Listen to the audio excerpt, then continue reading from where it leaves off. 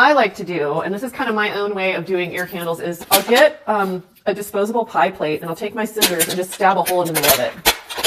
And then I'll make it just big enough with the scissors that I can put the ear candle through, just so that I can fit it in Lyle's ear. This is one of the fail-safes, how I make sure that the burning ear candle does not end up burning his hair. Okay, so in addition to this, I'm going to put the end of this in Lyle's ear, and then I'm going to light the end of this ear candle on fire.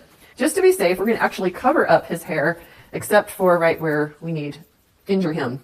We want to put it in, doesn't have to go in super deep.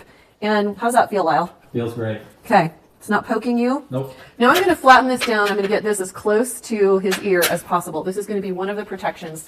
And then we're going to light this on fire. You can hear that, Lyle? Yep.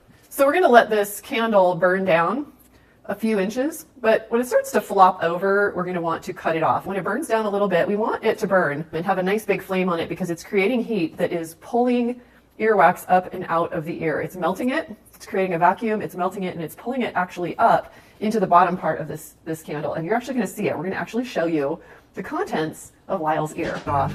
And that's what I have this pie plate for, is so that in case when I clip this off and put it in water, in case it falls off, it's going to fall off into the pie plate. Burns down this far is when most of the work is being done. That's when the heat is melting the wax in the ear and it's drawing it up more. How do you feel, Lau? When you hear some people can hear kind of like crackling sounds. Yeah, it sounds a little crackly, but it sounds more like I'm pan frying a fish or something. What do you think the crackling really is? Probably choking me down my ears. Yeah.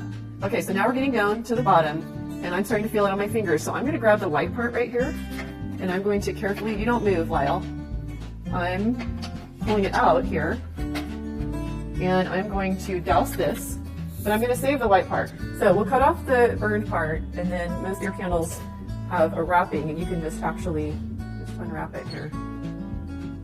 Okay, so that's probably the least earwax I've ever seen come out of anybody's ear doing ear candling. But you can see that's quite a bit. That could really affect your hearing, that amount of wax in your ear.